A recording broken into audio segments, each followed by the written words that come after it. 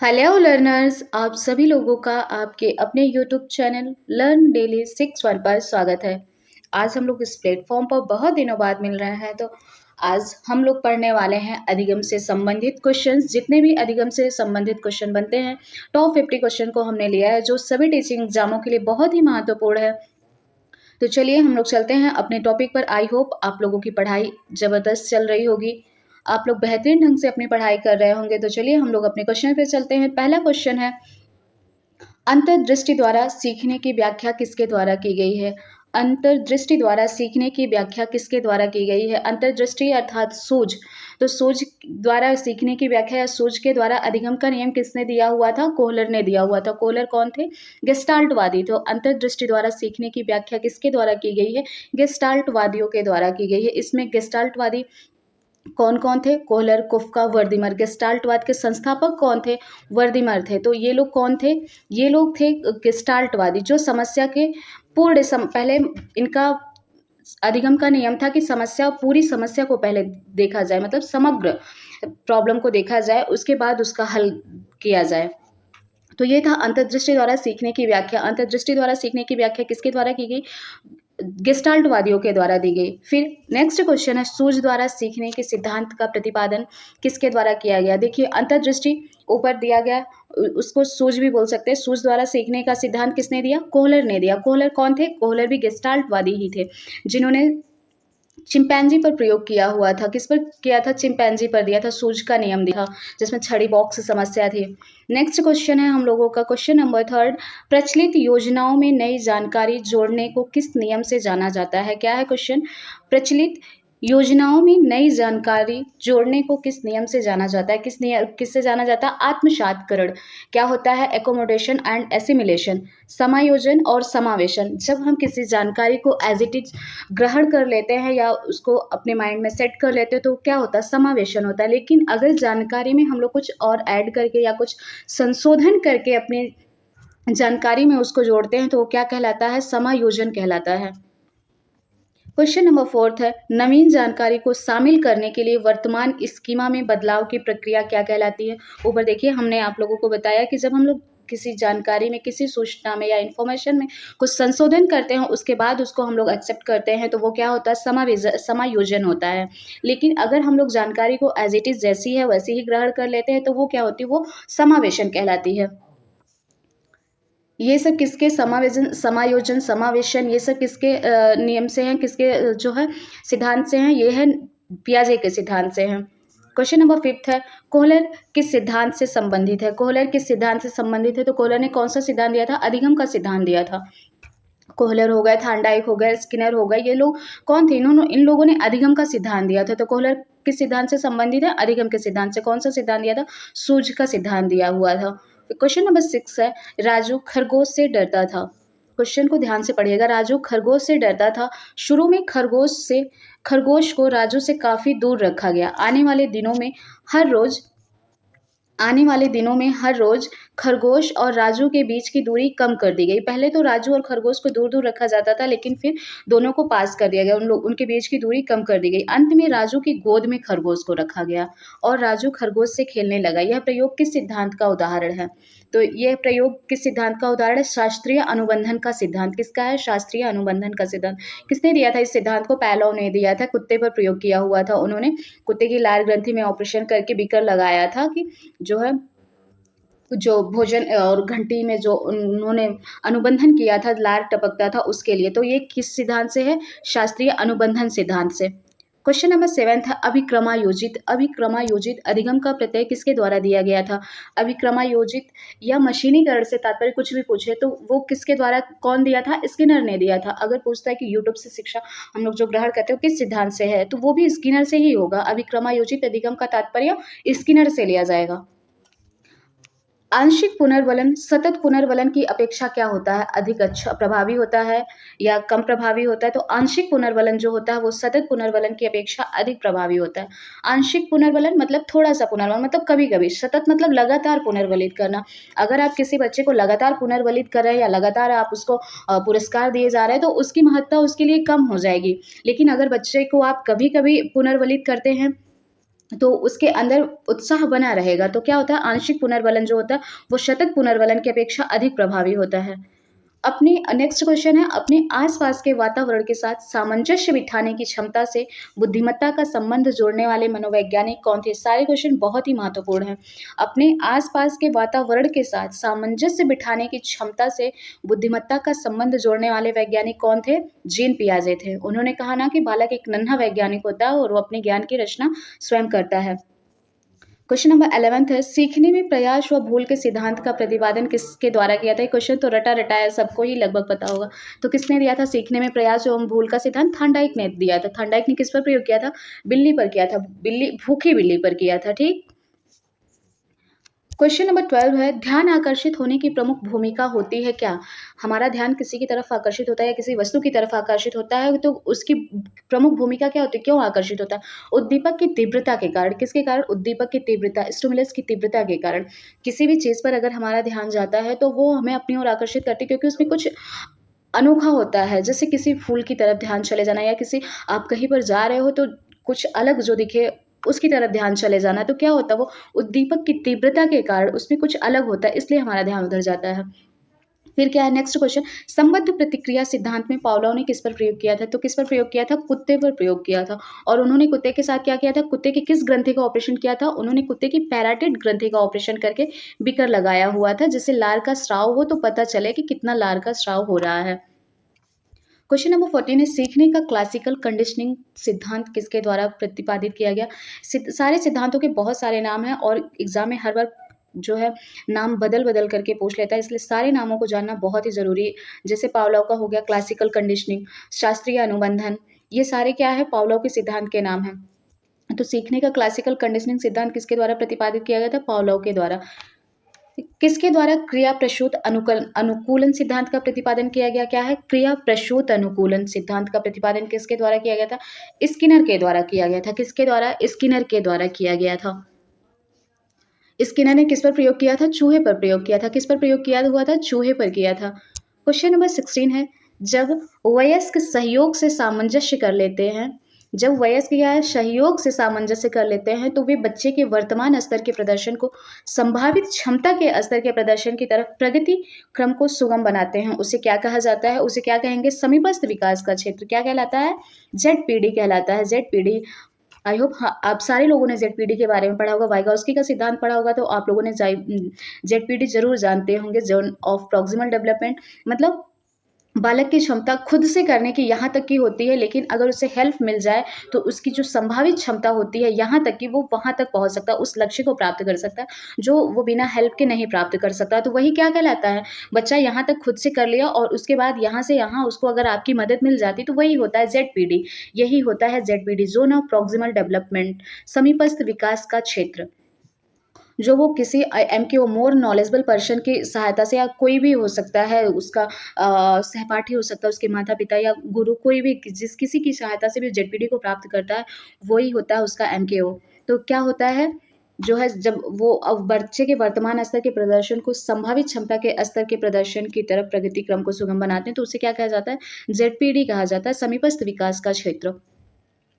बच्चों को क्रम में लगाने की क्षमता बालक में विकसित होती है, वह कौन-सी अवस्था में होती है? ये पियाजे से क्वेश्चन है कि बच्चों को क्रम में लगाने की क्षमता, मतलब नंबरिंग करना, वो जो है परिमाण, इन सब का ज्ञान किस अवस्था में आ जाता है? तो वो मूर्त क्रियात्मक अवस्था में, मूर्त क्रियात्मक अवस्था में बालक में आ जाता है। इसकी एज क्या होती है? 7 से 11 वर्ष होती है। कितनी होती है? 7 से 11 वर्ष होती है। फिर कौन से अधिगम मनोवैज्ञानिक ने बाल अधिगम विकास में पुरस्कार को महत्व नहीं दिया? ये ध्यान रखिएगा कि पुरस्कार को महत्व नहीं दिया, तो कौन है? गुथरी हैं। और पुरस्कार को महत्व दिया कौन? स्किनर थे वो। पुरस्कार को महत्व दिया किसने? स्किनर ने दिया। पुरस्कार को महत्व किसने नहीं दिया? वो गुथरी हैं। बहुत इंपॉर्टेंट क्वेश्चन है, ये हर बार एग्जाम में आते हैं, तो आप लोग इसे इग्नोर नहीं करिएगा, आप लोग ज़रूर इसे ध्यान से देख लीजिएगा। ये हर टीचिंग एग्जाम के लिए बहुत इंपॉर्टेंट है, टेट, सुपर टेट, किसी भी एग्जाम के लिए। फिर क्षेत्र सिद्धांत किस वर्ग का सिद्धांत है? क्षेत्र सिद्धांत को किसने दिया था? लेविन ने दिया था, कर्ट लेविन ने दिया था। और लेविन कौन थे? लेविन किस सिद्धांत से थे? गेस्टाल्टवादी थे। लेविन कौन थे? गेस्टाल्टवादी। क्वेश्चन नंबर 20 है, दूसरे व्यक्ति के बाह्य व्यवहार की नकल करना क्या कहलाता है? दूसरे व्यक्ति की बाह्य व्यवहार का नकल करना क्या कहलाता है? अनुकरण कहलाता है। क्वेश्चन नंबर 21 है, अधिगम के लिए आवश्यक है क्या? अधिगम के लिए क्या आवश्यक होता है? स्वचिंतन, स्वक्रिया, स्व अनुभव। मतलब स्वयं से चिंतन करना, स्वयं क्रिया करना और स्वयं का अनुभव। अधिगम के लिए ये आवश्यक तत्व हैं। क्वेश्चन नंबर 22 है, संज्ञानात्मक विकास के किस चरण पर बच्चा वस्तु अस्थायित्व को प्रदर्शित करता है? संज्ञानात्मक विकास के किस चरण पर बच्चा वस्तु अस्थायित्व किसको वस्तु अस्थायित्व को प्रदर्शित करता है? तो कौन सी अवस्था होती है? संवेदी प्रेरक चरण या संवेदी गामक अवस्था। इसकी क्या एज होती है? जन्म से 2 वर्ष की होती है, जिसमें बच्चा वस्तु अस्थायित्व को प्राप्त करता है। वस्तु अस्थायित्व क्या मतलब होता है कि अगर बच्चा 0 से 2 साल का कोई बालक है और वो रोता है क्योंकि उसे पता होता है कि उसकी माँ आस-पास ही है, तो जो कोई वस्तु पास नहीं रहती है, फिर भी बच्चे को पता है कि वो पास में है, उसकी एब्सेंस को भी वो जानता है कि हाँ, माँ उसकी यहीं है, इसलिए वो रोता है कि माँ उसके पास आए। क्वेश्चन नंबर 23 है, वाइगॉस्की के अनुसार बच्चे किस क्रिया से सीखते हैं? तो कैसे सीखते हैं? वयस्कों और समवयस्कों के साथ प्रस्तुत क्रिया से। नेक्स्ट क्वेश्चन है, वाइगॉस्की के सिद्धांत का निहितार्थ क्या है? वाइगॉस्की के सिद्धांत का मतलब इंपॉर्टेंट पॉइंट क्या है? तो क्या है? सहयोगात्मक समस्या समाधान। मतलब हेल्प से समस्या को सॉल्व करना। वाइगॉस्की ने क्या कहा है कि बच्चे जो है वो मदद से, अपने से बड़े या समाज का कोई भी सदस्य हो, उसकी मदद से अपनी समस्या को सॉल्व करते हैं। तो वाइगॉस्की के सिद्धांत का ये इंपॉर्टेंट पॉइंट है कि क्या है? सहयोगात्मक समस्या समाधान। याद रखिएगा कि जब भी क्वेश्चन में दिया हो कि बच्चा हेल्प से, मदद से कर रहा है कार्य को, तो वो कहाँ पर जाएगा? वो वाइगॉस्की के सिद्धांत में जाएगा। क्वेश्चन नंबर 25 है कि समायोजन से तात्पर्य स्वयं को विभिन्न परिस्थितियों में अनुकूल करना है, जिससे किसे संतुष्ट किया जा सके? आवश्यकताओं को। किसको संतुष्ट किया जाता है? समायोजन से आवश्यकताओं को संतुष्ट किया जाता है। क्वेश्चन नंबर 26 है कि जब बच्चा कार्य करते हुए ऊबने लगता है, तो यह किस बात की ओर संकेत करता है? तो किसकी बात की ओर संकेत करता है कि कार्य जो हो यांत्रिक रूप से बार बार हो रहा है, मतलब मशीनीकरण हो रहा है, कार्य एक ही कार्य को बच्चा दोहराए जा रहा है। ये सिद्धांत किसकी तरफ जाएगा? ये थॉर्नडाइक के सिद्धांत में, कि एक ही कार्य को बार बार किए जा रहा है रट्टा मार, तो वो उसमें क्या होगा? बच्चे को ऊबन होने लगेगा। इसीलिए अब जो है शिक्षा जो है व्यवहारवादी विचारधारा पे ना होकर के संरचनावादी विचारधारा पर हो गई। पियाजे और वाइगॉस्की का समर्थन किया जाने लगा। इन लोगों के सिद्धांत पर पढ़ाई कराई जाने लगी बच्चों की। मतलब अपने ज्ञान की रचना वो स्वयं करें, ये नहीं कि एक ही कार्य को बार बार किए जा रहे हैं मशीन की तरह और उन्हें बिल्कुल समझ में नहीं आ रहा है, रट्टा मार नहीं, ऐसा नहीं है। तो बच्चा कब उबता है? जब वो एक ही कार्य को बार बार करेगा और वो भी उसकी समझ में ना आए, तो बच्चा तब उबरने लगेगा। फिर क्वेश्चन नंबर 27 क्या है? वाइगॉस्की ने बाल विकास के बारे में क्या कहा है? यह सामाजिक अंतःक्रिया का उत्पाद होता है। किसका? यह सामाजिक अंतःक्रिया का उत्पाद होता है। वाइगॉस्की क्या थे? सोशल थे। इनके क्या सिद्धांत था? सामाजिक सांस्कृतिक सिद्धांत था। तो क्या था? इन्होंने किसको महत्व दिया? इन्होंने समाज को महत्व दिया है, इन्होंने सहयोग को महत्व दिया है। तो ये सब की पॉइंट हैं। अगर क्वेश्चन में मिले तो ये जो है वाइगॉस्की के सिद्धांत की तरफ ये लोग इशारा करते हैं, ये सारे शब्द इशारा करते हैं। फिर क्या क्वेश्चन नंबर 28 है, जोन ऑफ प्रॉक्सिमल डेवलपमेंट या ZPD या जिसे समीपस्थ विकास का क्षेत्र कहते हैं, ये प्रत्यय किसके द्वारा दिया गया? ऊपर हम लोगों ने पढ़ा था, एक क्वेश्चन था, तो किसके द्वारा दिया गया? वाइगॉस्की के द्वारा दिया गया।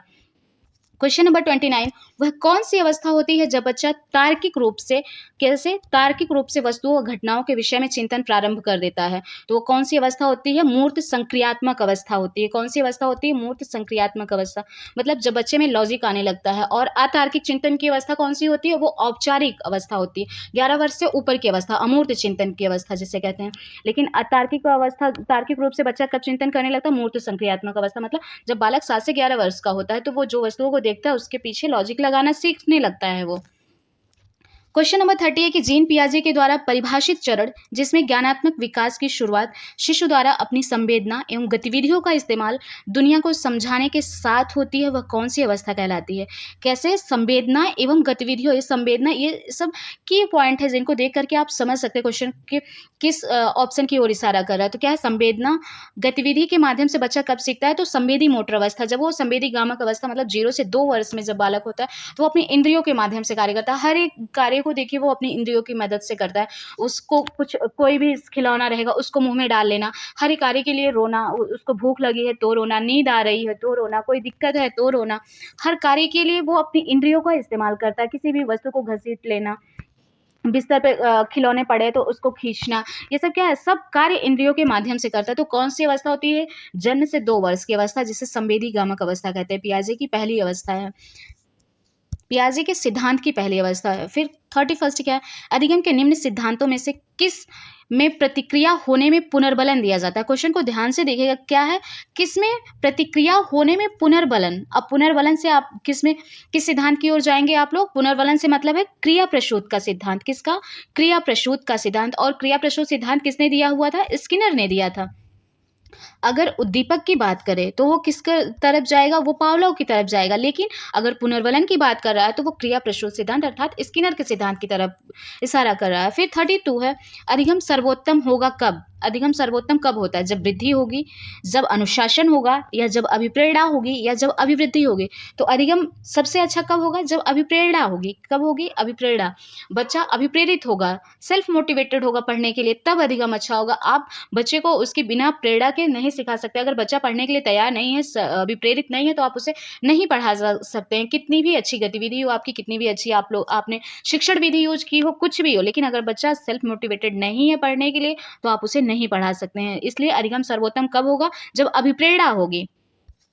33 है, पावलोव के अनुबंधन प्रयोग में केवल ध्वनि के उपस्थित करने पर होने वाली अनुक्रिया को क्या कहते हैं? केवल ध्वनि के उपस्थित होने पर होने वाली क्रिया को क्या कहेंगे? अनानुबंधित अनुक्रिया, या अनुबंधित अनुक्रिया, या अव्यक्त अनुक्रिया, या अदृश्य अनुक्रिया। तो क्या कहेंगे? केवल ध्वनि के उपस्थित होने पर उसकी जो अनुक्रिया को तय करता है पावलोव के प्रयोग में, तो उसे क्या कहते हैं? अनुबंधित अनुक्रिया कहते हैं। अनुबंधित, ठीक। स्टिमुलस जो है ये अनुबंधित है, और ये क्या है? अनानुबंधित। अनानुबंधित जो नेचुरल होता है, मतलब भोजन को देख करके लार का आना ये नेचुरल है, लेकिन घंटी की आवाज सुन करके लार का आना ये कंडीशनिंग है। क्या है? ये कंडीशनिंग रिस्पॉन्स है, मतलब शर्त है एक, उसका अनुबंधन कराया गया घंटी के साथ, घंटी की आवाज के साथ, तो उसको लार आता था। नहीं तो कोई भी कुत्ता हो, अगर आप उसे घंटी की आवाज सुनाते हैं पहली बार, जब उसका अनुबंधन नहीं हो तो क्या उसे लार आएगा? नहीं आएगा। भोजन लेकिन अगर देखता है कोई भी कुत्ता तो वो तुरंत उसके मुंह में लार आएगा। तो ये क्या? एक नेचुरल है। इसे क्या कहेंगे? अनानुबंधित, जो भोजन को देख करके लार का आना, लेकिन घंटी की आवाज से लार का टपकना, ये क्या है? अनुबंधित अनुक्रिया है। पावलोव के शास्त्रीय अनुबंधन में क्या है? पहले भोजन उसके बाद ध्वनि उत्पन्न की गई, या पहले ध्वनि तत्पश्चात भोजन प्रस्तुत किया, या भोजन व ध्वनि के साथ प्रस्तुत किए गए, या भोजन प्रस्तुत किया गया। तो क्या था पावलोव के शास्त्रीय अनुबंधन में? उन्होंने अनुबंधन कैसे कराया था? क्या था? पहले जो है ध्वनि, मतलब पहले घंटी की आवाज दी, उसके बाद भोजन को प्रस्तुत करता था। तो क्या था? सेकंड ऑप्शन सही होगा, पहले ध्वनि तत्पश्चात भोजन प्रस्तुत किया जाता था। क्वेश्चन नंबर 35 क्या है? नीचे अधिगम के सिद्धांतों व प्रतिपादकों के जोड़े दिए गए, मतलब किस सिद्धांत को किसने दिया हुआ है, तो कौन सा सिद्धांत इसमें गलत है? क्या है? गलत है। अनुकूलन अनुबंधन का सिद्धांत किसने दिया? वुल्फ एवं रीड ने। या सेकंड ऑप्शन अंतर्दृष्टि सूच का सिद्धांत किसने दिया? वर्दिमर एवं कोहलर ने। बिल्कुल सही है, क्योंकि अंतर्दृष्टि या सूच का सिद्धांत तो वर्दिमर एवं कोहलर ने ही दिया था, कोहलर ने ही दिया था। ये लोग कौन थे? गेस्टाल्टवादी थे। फिर उद्दीपन अनुक्रिया सिद्धांत इसने किसको दिया था? थांडाइक ने दिया था। बिल्कुल सही है। पुनर्वलन का सिद्धांत किसने दिया था? हल एवं स्किनर ने। बिल्कुल सही है। तो कौन सा ऑप्शन इसमें गलत है? ये वाला, अनुकूलन अनुबंधन अनुक्रिया। इसको किसने दिया था? पावलोव ने दिया था। हम लोगों ने ऊपर पढ़ा, अनुकूलन अनुबंधन का सिद्धांत किसने दिया है? पावलोव ने दिया। इसे शास्त्रीय अनुबंधन, कंडीशनिंग थ्योरी, ये सब नाम है इस सिद्धांत के। 36 है, अधिगम से संबंधित मनोविज्ञान की विचारधाराओं एवं उसके प्रतिपादकों में कौन सा जोड़ा सही नहीं है? व्यवहारवाद के समर्थक हैं वाटसन एवं गुथरी, या प्रतिपादक फैकल्टी मनोविज्ञान के वुल्फ एवं रीड हैं, गेस्टाल्ट मनोविज्ञान के थांडाइक एवं अन्य हैं, या पुनर्वलन के हल एवं स्किनर हैं। तो कौन सा क्वेश्चन सही होगा हम लोगों का? गेस्टाल्ट मनोविज्ञान। गेस्टाल्ट के क्या थांडाइक है? नहीं। गेस्टाल्ट के कौन है? कोहलर, कोफ्का, वर्दिमर, ये लोग, लेविन, ये सब है गेस्टाल्टवादी। थांडाइक तो उद्दीपन अनुक्रिया के सिद्धांत को दिया है। तो कौन सा क्वेश्चन ऑप्शन सही होगा? ऑप्शन नंबर 3 हम लोग का सही होगा, गेस्टाल्टवाद मनोविज्ञान को थांडाइक ने नहीं दिया, इसको कोहलर, कोफ्का, वर्दिमर, इन लोगों ने दिया था। और गेस्टाल्टवाद के जो है वो प्रतिपादक कौन थे? वर्दिमर थे, समर्थक थे कोहलर, कोफ्का, अन्य लोग भी थे, लेविन थे जैसे। क्वेश्चन नंबर 37 क्या है? पियाजे का संज्ञानात्मक विकास के चरणों के अनुसार इंद्रिय गामक अवस्था कौन सी? इंद्रिय गामक अवस्था ऊपर हमने देखिए बताया कि बच्चा किस अवस्था में इंद्रियों की सहायता से कार्य को करता है, वो किससे संबंधित है? किस चरण के अनुसार इंद्रिय गामक अवस्था किससे संबंधित होती है? अनुकरण, स्मृति एवं मानसिक निरूपण, तार्किक रूप से समस्या समाधान की योग्यता, या विकल्पों के निर्वचन और विश्लेषण करने की योग्यता, या सामाजिक मुद्दों से सरोकार। तो कौन सा ऑप्शन सही होगा इसमें हम लोगों का? क्वेश्चन नंबर फर्स्ट ही सही होगा, क्योंकि तार्किक रूप से तो मूर्त संक्रियात्मक अवस्था में आता है। विश्लेषण करने की योग्यता ये सारी औपचारिक अवस्था में, सामाजिक मुद्दों से सरोकार ये भी जो है औपचारिक अवस्था में, अमूर्त चिंतन की अवस्था में आएगा। लेकिन अनुकरण, स्मृति एवं मानसिक निरूपण ये सब किसमें आ जाएगा? इंद्रिय गामक अवस्था में, जिसे संवेदी गामक अवस्था भी कहते हैं, जिसकी एज होती है जन्म से 2 वर्ष, या 0 से 2 वर्ष भी बोल सकते हैं, 0 से 24 माह बोल सकते हैं। क्वेश्चन नंबर 38 क्या है? हल का सिद्धांत किस प्रक्रिया से संबंधित है? किसका हल का सिद्धांत किससे संबंधित है? सीखने की व्याख्या से, सीखने की व्याख्या के सबलीकरण से, ध्येय क्रमारोहक से, या सीखने की पुनः व्याख्या से? तो किससे संबंधित है हल का सिद्धांत? सीखने की व्याख्या के सबलीकरण से। किससे संबंधित है? सबलीकरण का सिद्धांत अगर पूछता किसने दिया तो हल ने दिया। क्वेश्चन नंबर 39 है, आप अपने जूते एक रैंक में रखते हैं। आप अपने जूते एक रैंक नहीं होता, रैक होगा ये, रैक में रखते हैं। उस रैक को उस स्थान से हटा दिया गया, फिर भी आप जूते रखने के लिए जहां पहले रैक थी वहां ही जाते हैं। ऐसा होने का क्या कारण होगा? ऐसा किस सिद्धांत में बताया गया? तो पुनर्वलन, अंतर्दृष्टि, भूल, या अनुबंधन? तो ये क्या होगा? अनुबंधन होगा। और अनुबंधन का सिद्धांत किसने दिया था? पावलोव ने दिया था। इनके सिद्धांत में हम लोगों ने पढ़ा था कि जब जो है घंटी के पश्चात भोजन दिया जाता था, जब कुत्ते का अनुबंधन हो गया था घंटी के साथ, और उसके बाद जब जो है लास्ट में क्या होता है कि पावलोव ने घंटी ही केवल बजाते थे, घंटी की आवाज़ बजाते थे और भोजन नहीं देते थे। तो कुछ समय तक क्या होता था, घंटी की आवाज़ जैसे ही बजती थी कुत्ते का लार टपकना स्टार्ट हो जाता था, लेकिन भोजन नहीं दिया जाता था। क्यों? ऐसा क्यों होता था? क्योंकि अनुबंधन हो गया था उसका घंटी की आवाज़ के साथ। तो यही है आम जीवन में भी, हम लोगों के जीवन में भी, अगर जैसे इसमें दिया हुआ कि जूता जो है रैक रखा हुआ तो वहां पर रखा जाता था, लेकिन रैक को हटा लेने से फिर व्यक्ति वहीं पर जूता रखने जाता था। तो क्या था? ये अनुबंधन था, क्योंकि उसका अनुबंधन हो गया था कि जूता रैक वहीं है, जूता वहीं रखना है।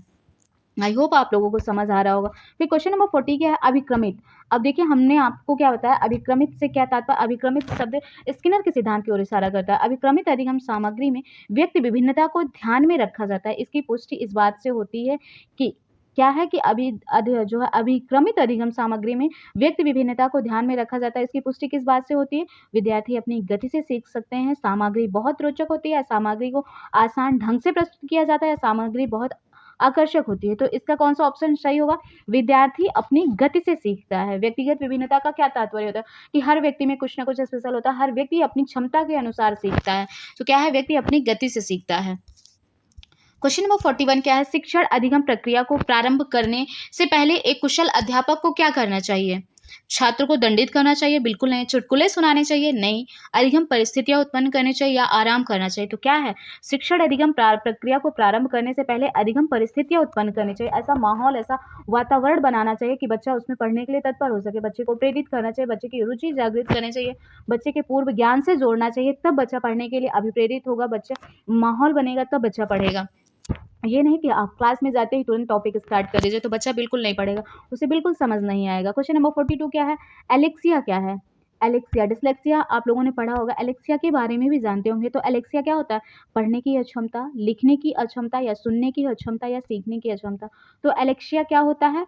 एलेक्सिया होता है पढ़ने की अक्षमता, सॉरी, एलेक्सिया क्या होता है? सीखने की अक्षमता होता है। क्या है? एलेक्सिया मतलब सीखने की अक्षमता। अब देखिए यहाँ पर ए लग गया है, अगर किसी भी जो है डिसऑर्डर में, किसी भी अधिगम संबंधी जो जितने भी जो है विकार हैं, अगर उसमें ए लग जाता है तो इसका मतलब ये है कि उसका सॉल्यूशन या उसका इलाज नहीं हो सकता। लेकिन अगर डिसलेक्सिया, डिसग्राफिया ये सब लिखा हो तो इसका मतलब है कि उसका इलाज संभव है, वो सही हो सकता है। लेकिन अगर एलिक्सिया, एग्राफिया ये सब है तो मतलब उसका इलाज संभव नहीं है। तो क्या है? एलिक्सिया क्या है? एलिक्सिया होता है सीखने की अक्षमता।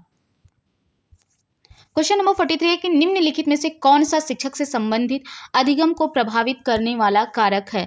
शिक्षक से संबंधित अधिगम को प्रभावित करने वाला कारक क्या होता है? बैठने की उचित व्यवस्था, शिक्षण अधिगम संसाधनों की उपलब्धता, या विषय वस्तु या अधिगम अनुभव की प्रकृति, या विषय वस्तु में प्रवीणता। तो क्या होता है? 43 का कौन सा ऑप्शन सही होगा? विषय वस्तु या अधिगम अनुभवों की प्रकृति, मतलब टीचर उस विषय को किस तरह से पढ़ाता है ये इंपॉर्टेंट है। बच्चे के अनुभव से जोड़ करके, उसके पूर्व ज्ञान से जोड़ करके पढ़ाना ही सबसे बेस्ट होता है। तो क्या है? शिक्षक से संबंधित अधिगम को कौन सा कारक प्रभावित कर सकता है? विषय वस्तु या अधिगम अनुभव की प्रकृति कैसी है। क्वेश्चन नंबर 44, निम्नलिखित में से कौन सा सीखने का क्षेत्र है? क्या है? निम्नलिखित में से कौन सा सीखने का क्षेत्र है? अनुभाविक, भावात्मक, आध्यात्मिक या व्यावसायिक? तो क्या है? सीखने का क्षेत्र अनुभाविक होता है, अनुभव होता है। बच्चे कैसे सीखते हैं? अनुभव के द्वारा सीखते हैं। कोई भी व्यक्ति अपने अनुभव से, जैसा उसका अनुभव होता है उसी अनुसार वो जो पढ़ता है, नेक्स्ट न्यू जो कुछ भी सीखता है उसको उससे वो लिंक करता है।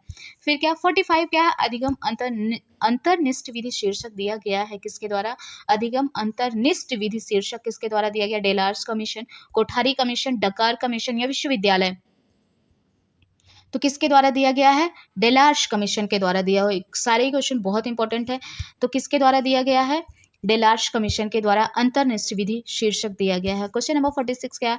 संबद्ध प्रतिक्रिया सिद्धांत के प्रतिपादक हैं कि कौन है? संबद्ध प्रतिक्रिया सिद्धांत के पावलो के ऊपर हमने बहुत सारे क्वेश्चन किए, तो कौन है संबद्ध प्रतिक्रिया सिद्धांत के प्रतिपादक? पावलो हैं। कौन है? पावलो।